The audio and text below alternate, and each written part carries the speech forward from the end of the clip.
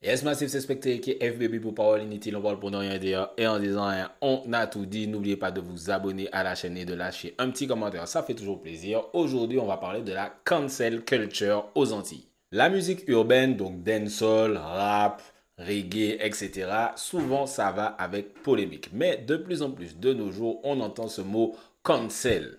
Certains artistes sont boycottés, d'autres sont pardonnés, certains sont entre les deux. Donc bon, on va parler de cancel culture aux Antilles. Qu'est-ce que c'est vraiment et surtout, est-ce que ça fonctionne vraiment aux Antilles?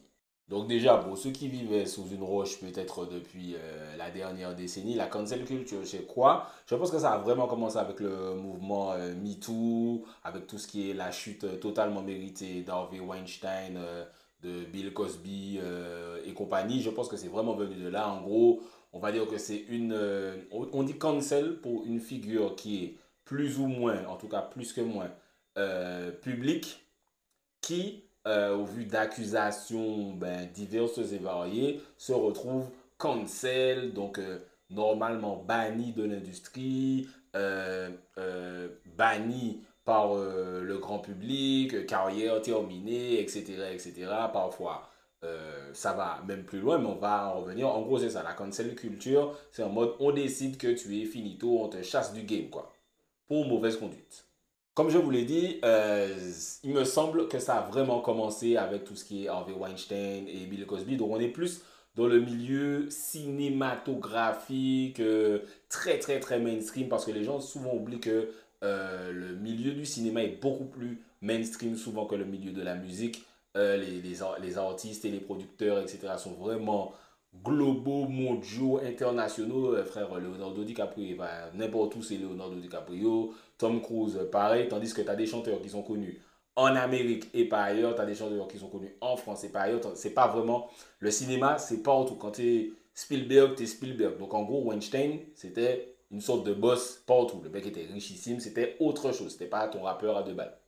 Là où c'est intéressant avec la musique urbaine, c'est que là où le cinéma se veut très glamour, très lisse, très acceptable, très BCBG, la musique urbaine baigne dans la polémique depuis son... Bon, peut-être pas depuis... Oui, depuis son inception, puisque la musique urbaine de base, en tout cas le rap, souvent c'est du vol, quoi. C'est même le dancehall. En gros, c'est je vais prendre des morceaux d'une autre musique et je vais créer une musique avec. Donc déjà de base, c'est du sample, c'est bizarre, est-ce que c'est accepté, est-ce que c'est interdit? Il y a des mecs qui ont perdu énormément d'argent à cause de ça avec des procès, etc. Donc de base, c'est une musique qui est vraiment dans le, entre guillemets, vandalisme, le hooliganisme, etc. Et si en plus on va plus loin, on va dans les paroles, on va dans le contenu, on va dans le comportement des artistes au day-to-day, c'est une musique qui se veut très rock'n'roll dans le sens, je dis ça pourquoi, parce que quand tu prends des artistes qui, surtout quand le gangsta rap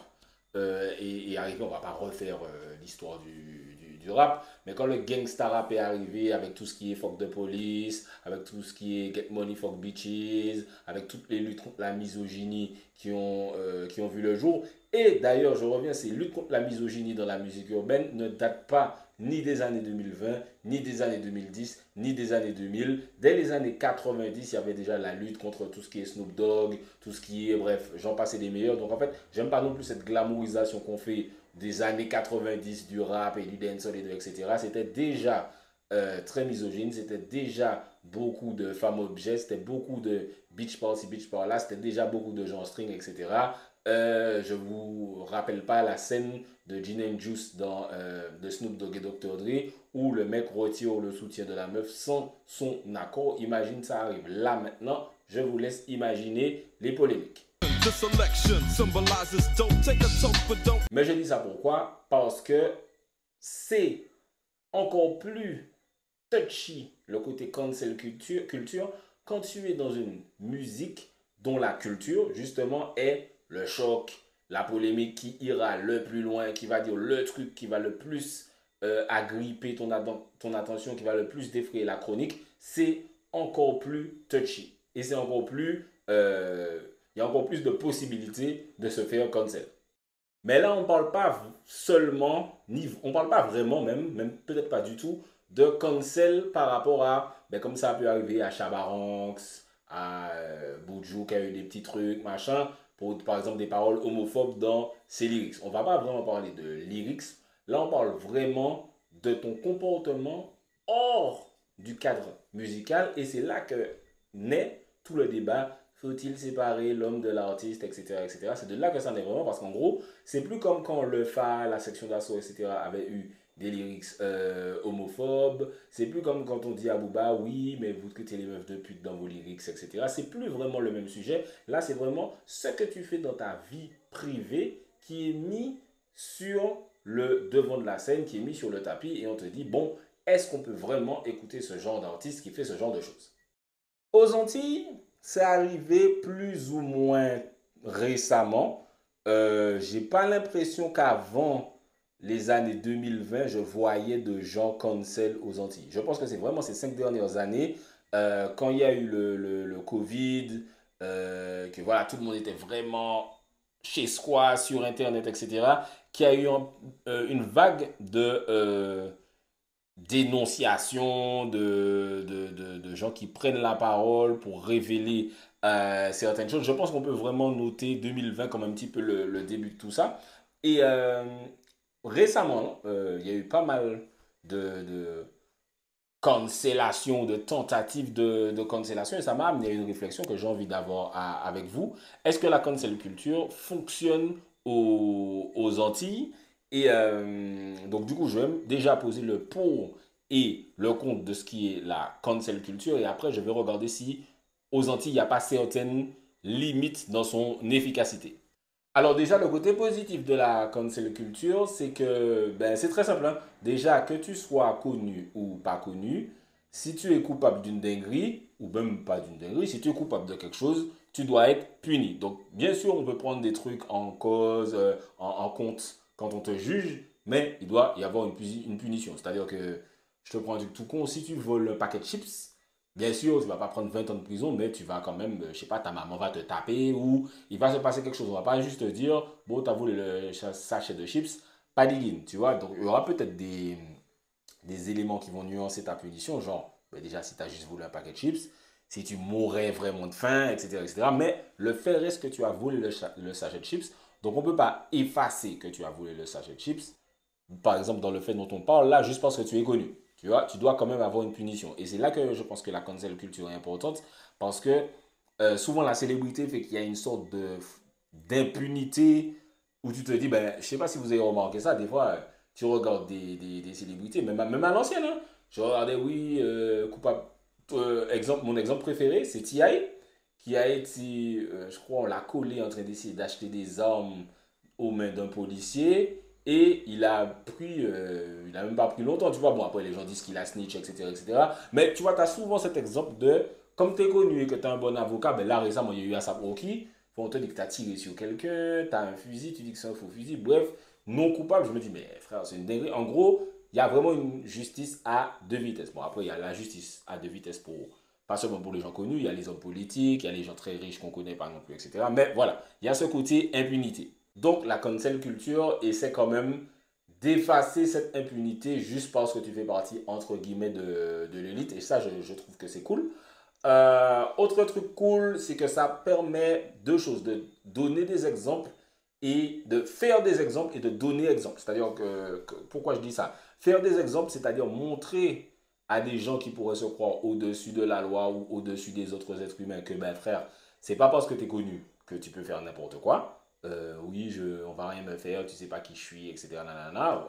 Et souvent tu te dis, mais les gens ne pensent pas comme ça. Et de plus en plus, c'est l'un des côtés pervers et peut-être parfois pervers bénéfiques des réseaux sociaux. Quand tu vois tu sais, les bodycams des policiers qui sont révélés, quand ils font par exemple une arrestation d'une célébrité sur la route, etc., et que la célébrité leur dit, non mais tu sais pas qui je suis telle personne, est-ce que tu peux pas me laisser partir? Tu vois qu'ils essaient d'utiliser leur célébrité pour soudoyer entre guillemets la justice, et tu te dirais, mais non, les gens ne font pas ça. Et en fait, oui, ils le font de ouf, mais vraiment sans vergogne totalement. Donc ça permet de faire des exemples pour montrer aux célébrités, et frère, c'est pas parce que tu es célèbre que tu peux faire n'importe quoi, et de montrer l'exemple, donc d'éduquer pour montrer donc que ce soit aux fans, que ce soit aux jeunes, qui peut-être ne se posent pas la question et qui vont voir les célébrités être reconnues coupables de certaines choses et se dire, Ah, donc en fait, faire ça, c'est mal.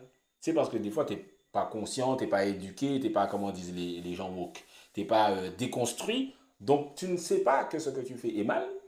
Donc, si tant que tu ne vois pas quelqu'un le faire et être puni pour l'avoir fait, tu peux te dire, ah ben c'est pas un mal puisque personne n'est puni. Et quand tu vois la punition, tu te dis, ok, ah ok, donc en fait c'est pas bête. Donc ça peut aussi servir d'éducation dans ce sens-là. Que ce soit à niveau misogyne, que ce soit à niveau homophobie, je pense que les débats de l'homophobie dans le dancehall, ça a permis à beaucoup de gens de se dire, mais attends, Bumba et Bayena Bati Boy et Bati Boy dead non? Pourquoi j'ai rien contre. Enfin, je m'en fous qu'ils soient homosexuels ou pas, en fait. En fait, on se répétait tellement par mimétisme, bon bati boy, bon chichiman, que voilà, tu le répétais normalement. Et puis quand il y a eu le débat, tu te dis, ah, c'est pas bien. Ah, ok.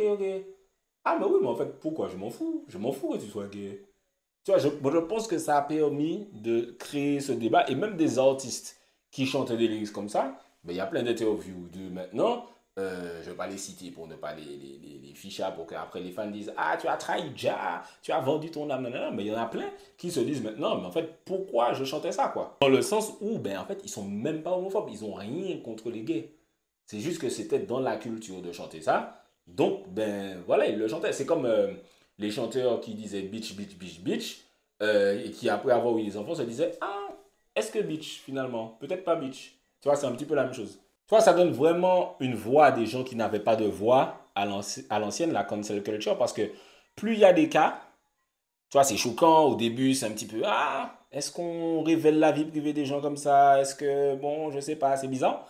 Et plus le temps passe, plus tu te dis, tu regardes tu vois, ceux qui leak et pas, et ceux qui leak, ceux qui fuient, ceux qui finissent par arriver sur Internet, et tu te dis, mais on fait quand même des dingueries, hein.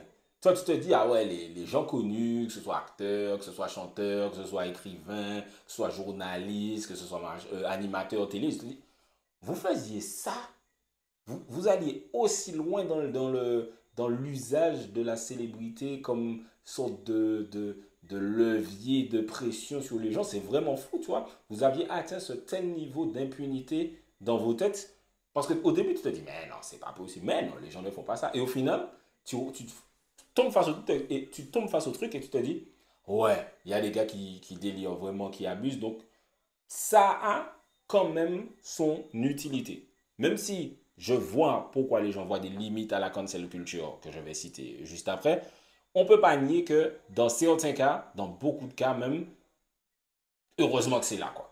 Après, ça crée le très désagréable échange entre personnes ultra woke. Donc dans woke, je mets tout, hein, je mets que ce soit ultra woke, ultra anti-discrimination, ultra féministe, ultra, etc. contre les ultra trolls, c'est-à-dire les gens qui sont toxiques juste pour le plaisir d'être toxiques sur Internet. Et à nous, les gens normaux, on est pris au milieu. Et limite, on te dit, non, mais tu dois choisir un camp, tu dois être soit par là, soit par là. Si tu n'es pas totalement par là, ça veut dire que tu es totalement par là. Et toi, tu es en mode, non, je suis juste quelqu'un normal, qui a des nuances sur certains sujets. Je suis peut-être d'accord avec toi sur ça, mais peut-être pas sur ça. Je suis un peu d'accord là, mais machin. Et en fait, ça crée ce débat, cet échange très désagréable et très piquant sur Internet. Mais au moins, l'échange existe. Mais tu as beaucoup de gens, par exemple, qui vont jamais prendre part à cet échange parce qu'ils vont dire, moi, je vais prendre une position, moi, je vais parler de ça. T'as l'heure. Donc, en fait, si t'es pas là, t'as ce groupe-là qui te brûle. Et si t'es pas là, t'as ce groupe-là qui te brûle. Tu es en mode, non, non, je fais comme si j'ai pas vu. Tu recharges tout. Mais au moins, comme je disais, oui, l'échange existe. Et il y a beaucoup de trucs négatifs, de bails toxiques qui étaient cachés, qui étaient tabous, qui sont désormais révélés. Mais il y a aussi les limites qui est ben, l'évidence, c'est le tribunal de l'opinion publique. Ça, c'est de la folie. C'est vraiment l'un des pires trucs qui puisse arriver, le tribunal de l'opinion publique. Pas pour dire que le vrai tribunal, la vraie justice, ce soit forcément parfait, parce que bien sûr, on connaît tous et toutes les limites terribles et catastrophiques que ça peut avoir, mais le tribunal de l'opinion publique, c'est vraiment une dinguerie. Parce que, et je ne vais même pas prendre de cas trop graves pour ne pas trigger de gens, pour ne pas utiliser des thématiques qui sont trop sensibles, trop polémiques, trop ceci, trop cela. Mais un truc tout con, par exemple, imagine-moi, tu vois, là, j'ai cumulé, j'ai, voilà, 140, allez, on va dire cumulé, j'ai peut-être 190 000 abonnés, tu vois, sur mes différents réseaux sociaux. Mais tu vois, j'ai énormément de gens qui m'aiment pas, tu vois, qui sont là, qui sont vraiment rageux, ah, fuck Specta, machin. Imagine un gars arrive, il dit, ouais, mais Specta, toutes ces traductions sur Instagram, il les a volées sur moi, machin, regardez, j'ai les preuves, il invente des trucs, machin, totalement faux. Mais vu qu'il y a des gens qui veulent que ce soit vrai, donc ils vont se dire, ouais, c'est vrai. Non, non, non, non, non, c'est vrai, en plus, Specta, j'ai jamais su le sentir. Ouais, non, non, non. Donc imaginez ça, et c'est amplifié de fou. Donc ça devient le tribunal de l'opinion publique et il n'y a plus aucune objectivité, il n'y a plus aucune recherche de preuves, il n'y a plus aucune attends, on va quand même vérifier parce qu'on ne sait pas trop, on n'était pas là, machin, etc. C'est tout de suite, oh non, non, Spectre, il a volé ses traductions, non, non, non, c'est sûr et certain, machin. Et c'est très dangereux. Et je veux même pas dire c'est dangereux parce que ça détruit les carrières, machin, etc. Ça, justement c'est le but de la vidéo, on va y venir après.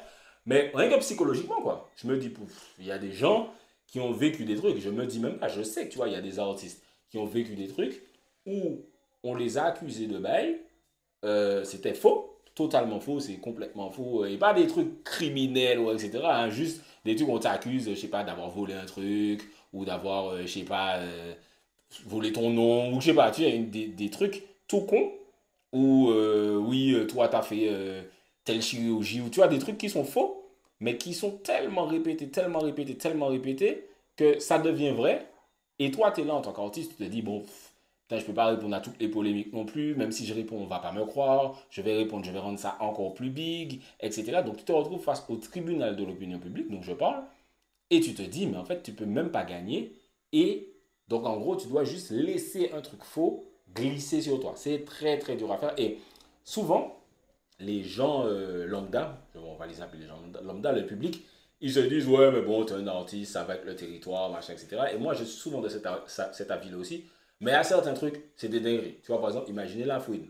Bon, je sais pas si la fouine c'est un pointeur ou pas, tu vois. Mais quand les gens disaient que, à cause de Booba, que la fouine c'est un pointeur, vous imaginez si c'est faux.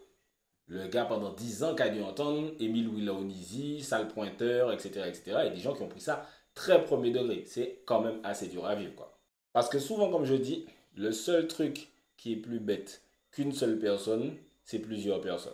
Moi, je te le dis, autant tu peux être intelligent individuellement, genre il peut y avoir... Parce que je pense pas que... Souvent, on me demande, est-ce que tu penses que le public entier est plus bête que les autres publics, s'y connaît moins, etc. Je dis non, c'est que les groupes, en général, l'effet de masse, ça ne donne jamais de bons résultats, ça ne mène jamais à quelque chose de positif. On est toujours ensemble pour faire des conneries. Voir les plus grosses conneries que tu as faites dans ta vie, toi qui regardes cette vidéo, je suis sûr que c'est parce que tu as été engrainé par quelqu'un, ou parce que toi tu as engrainé quelqu'un, ou que vous vous êtes engrainé l'un l'autre, et que vous avez fait une dinguerie. Donc maintenant, imaginez Internet, vous êtes 2000 sur un sujet, vous voyez un truc, vous vous dites, ah ouais, ça s'est abusé, machin, et puis vous commencez vraiment à militer contre le truc alors que le truc est faux. Boum, cancel. Vous essayez de cancel quelqu'un et la personne est là en mode, mais c'est totalement faux. Mais comment je vais réussir à convaincre 2000 personnes qu'un truc faux est faux? C'est totalement impossible. Donc c'est très, très, très dangereux selon le sujet. Vous imaginez des sujets graves, les sujets que vous pouvez totalement imaginer par vous-même, c'est très, très grave. Et en fait, là où c'est difficile aussi, c'est que, ben là, souvent, comme je vous disais, on ne parle pas de lyrics, on ne parle pas de thématiques, on ne parle pas de... Soit, par exemple, Buju Banton a dit Bombay by Inabati Boy Head, c'est bon, soit tu le cancelles pas, soit, mais tu as tous les faits devant tes yeux. Tu as entendu le son, maintenant tu as ta sensibilité, et voilà. Mais quand il s'agit de l'artiste, dans quelque chose qu'il aurait fait dans sa vie privée, dont tu n'es même pas sûr est-ce qu'il l'a vraiment fait ou pas, ben, du coup, est-ce qu'on reste dans le truc juridique de la présomption d'innocence, ou bien est-ce que tu dis non, mais de toute façon, la justice ne fonctionne pas, donc faut que la présomption d'innocence, j'ai décidé que tu es coupable, et donc tu vas te faire foutre. C'est là où la cancel culture devient touchy. Parce que quand tu as ce genre de phénomène de groupe, ben, tu peux pas te justifier en fait. Ça va servir à rien. Ils vont juste te dire d'aller te faire foutre, t'es cancel et c'est terminé. Et ce qui est aussi très dur à vivre, c'est quand tu sais que c'est ancré dans une hypocrisie vaste qui n'est que pure comédie. Par exemple, des gens qui vont te dire, par exemple, qui sont contre le harcèlement, alors qu'eux-mêmes harcèlent des gens. Ou bien des gens qui vont te dire qu'ils font pas de body shaming, ou fuck le body shaming, ou machin, alors qu'eux-mêmes body shame dès qu'ils aiment pas ta gueule. Tu vois, donc en gros, la cancel culture est aussi souvent utilisée comme arme par des gens mal intentionnés. C'est-à-dire que, on n'est pas con, c'est-à-dire que, imagine, tu es là, tu as besoin de dire quelqu'un, tu as besoin de faire du mal à quelqu'un, et puis la personne est connue. Vous n'avez pas assez confiance en l'être humain pour vous dire que personne ne va se dire, ah, mais je vais utiliser un truc que j'ai sur cette personne, je vais un petit peu modifier la vérité pour que cette personne-là soit cancel. Puisque tu as déjà vu des antécédents, tu as déjà vu ça arriver, vous pensez bien qu'il y a des êtres humains qui font ça. On n'est pas assez stupide pour se dire qu'aucun être humain ne fait ça. Après, le pourcentage est probablement beaucoup plus faible que les gens qui utilisent ça justement pour remettre la justice en avant, pour se faire justice quand la justice les abandonne, mais il ne faut pas faire comme si l'autre cas n'existe pas. Donc ça devient intéressant, et c'est là où j'arrive à la limite. Est-ce que la cancel culture aux Antilles fonctionne vraiment? Avant d'arriver à est-ce qu'elle fonctionne vraiment aux Antilles, il faut regarder où est-ce qu'elle a fonctionné ailleurs. Euh, Harvey Weinstein, Bill Cosby, c'est les meilleurs exemples. C'est eux, finito, allez vous faire foutre, machin. Il y a eu R. Kelly aussi, et il y a eu Didi. Et dans tous ces cas, qu'est-ce que vous voyez comme point commun? Ils n'ont pas été cancel juste par la cancel culture. Ils ont été en prison. Et je pense que c'est vraiment ça qui les a fait être cancel. Parce que R. Kelly, moi je me rappelle, dans les années 2000, j'étais un youth, j'avais quel âge? J'avais 13, 14 par là. Et en fait, t'entends les accusations sur le gars, tu vois que le gars est au tribunal, tu sais qu'il y a une vidéo de lui en train de faire pipi sur une mineure, tu te dis c'est une dinguerie, t'entends les gens faire des blagues sur ça dans Boondocks, t'entends le lieutenant dire son boy là comprendre si les pédophiles quoi en Kelly, t'entends plein de trucs comme ça, et tu vois que, mais pourquoi il est toujours dans le game? Il est là, il a un son avec 2 Chainz, il a un son avec Jhené Aiko, il est là, il continue, il fait des tournées, tranquille, tu vois. Tu te dis, mais le mec, il y a quand même eu des dingueries qui ont été dites sur lui. Il a un son avec Kerry Hilson. Enfin, tu te dis, mais il est cancel ou il est pas cancel? Et c'est très tard, et les gens oublient ça, hein. Les gens oublient ça parce que les gens sont jeunes et puis qu'il n'y avait pas Internet avant, donc ils ne connaissent pas. C'est quand il y a eu le documentaire sur R. Kelly, Surviving R. Kelly, que c'est vraiment les dominos ont vraiment commencé à tomber. Et puis je crois qu'il y a eu une nouvelle plainte. Et cette fois, il a vraiment été en prison. Alors que, frère, depuis 20 ans, frère, le gars s'est marié avec Alia, Alia avait 15 ans. Donc, c'est la prison vraiment qui a fait qu'on a cancellé R. Kelly. Et puis le documentaire sur lui. Mais c'est pas juste parce qu'on était au courant des trucs et que les gens étaient offusqués. T'as capté? Parce que, en vrai, l'huissier était là. Et OK, Kelly est sur Make It Rain. Remix. I make it rain, I make it. Oh, I make it. Le gars est sur d'énormes sons. Le gars, il était là, dans nos gueules. Tu vois? Donc, la cancel culture, pour moi, j'ai remarqué que ça fonctionne vraiment seulement quand tu vas en prison. Donc, en fait, c'est pas la cancel culture qui t'arrête. C'est la prison. C'est quand tu restes en prison. Parce que quand tu fais quelques mois de prison et puis tu reviens, ça te fait rien. Mystique a été en prison pour viol. Il est ressorti. Il avait signé chez chez Cash Money. Tu vois? Donc en gros, ça, la cancel culture, souvent on lui donne plus de poids qu'elle n'en a. Et là où je dis qu'aux Antilles, il y a vraiment des limites, c'est parce que je regarde vraiment ce qui se passe ces derniers temps et je me dis, ah ouais, mais en fait, ça ne fonctionne pas du tout. Ça ne fonctionne pas du tout. Et c'est pour ça que je comprends des fois peut-être la frustration des gens qui se disent, ah, comment vous... Par exemple, moi je déteste Taïk. Moi, Taïk, son truc sur les Antillais, ça passe vraiment pas. J'arrive pas sur les Antillais et sur les femmes noires. Donc, je suis vraiment en mode, et les gens qui écoutent Missy, vous déconnez si vous l'écoutez en toute connaissance de cause. Mais là où il y a aussi le problème de la cancel culture, c'est que les gens ne réalisent pas que Internet, c'est un énorme microcosme, mais ça reste un microcosme. Donc, des fois, tu as l'impression que tout le monde est au courant d'un truc, mais les gens ne sont pas au courant du truc du tout. Donc, en fait, tu vas voir une meuf noire ou une meuf antillaise et tu lui dis, comment tu oses écouter Taïk après qu'il ait dit que les Antillais sont des esclaves et que notre seule fierté c'est notre vieux carnaval où on baisse sous les costumes, etc. Nanana. Il a dit tout ça, etc. il a fait comme si c'était pas lui, ensuite il a avoué que c'était lui, ensuite il a fait comme si on l'a... En fait, il nous a pris pour des cons sur toute la ligne, mais les gens ne sont juste pas au courant. Et même quand tu es au courant, tu as des bribes d'informations, tu te manges pas le truc comme quelqu'un qui est chroniquement sur Internet comme moi ou comme toi qui regarde peut-être cette vidéo, tu vois. Donc, la première limite de la cancel culture, c'est que les gens ne sont pas au courant qu'ils doivent cancel la personne. On prend MHD.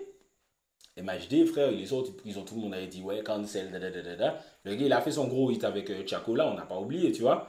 Là, vu qu'il retourne en prison, ben c'est fini pour lui. Donc c'est ça, là. La vraie cancel culture, au final, c'est la prison. Et aux Antilles, ça ne fonctionne pas. Là, je l'ai vu, frère, ces dernières semaines, tous les gens que, ouais, Internet à un moment ou un autre a voulu cancel, ah, ça ne fonctionne pas du tout. Ah, ça ne fonctionne vraiment, vraiment pas. Et j'ai même l'impression qu'on est moins... aux Antilles, on est moins des cancellers. Aux Antilles, quand on t'aime, on va pas... Je pense pas qu'on va te cancel. Il va y avoir des commentaires, il va y avoir des polémiques, des tweets, des machins, mais on va pas cancel la personne. Et après, vous me direz, est-ce que vous pensez que c'est positif ou est-ce que c'est négatif? Je pense que ce qu'il faut vraiment garder en tête, c'est que ça dépendra toujours de la sensibilité de chaque personne. C'est-à-dire que si cette thématique-là ne te touche pas, tu vas pas cancel la personne. Par exemple, on va pas se mentir, le féminisme, c'est pas quelque chose qui est... Déjà, c'est pas bien vu dans le monde en général, malheureusement, parce que je pense que le féminisme, c'est quand même une bonne chose.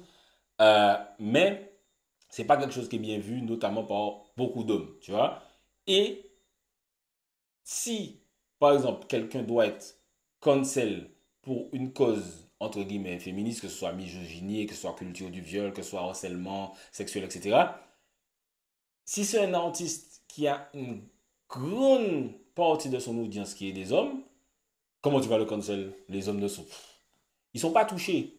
Ils sont pas touchés. Ils vont pas se dire, ah non, on va pas écouter Missy encore parce que Missy est tel bit de telle façon. Ça va être très très rare. Donc tu vas perdre une toute petite partie de ton public. Et au fur et à mesure, si tu sors d'autres hits, d'autres trucs, d'autres machins, les gens ne vont pas rester sur ça. Les gens ne vont pas rester sur ça. Et c'est souvent c'est cette hypocrisie-là qui me dérange.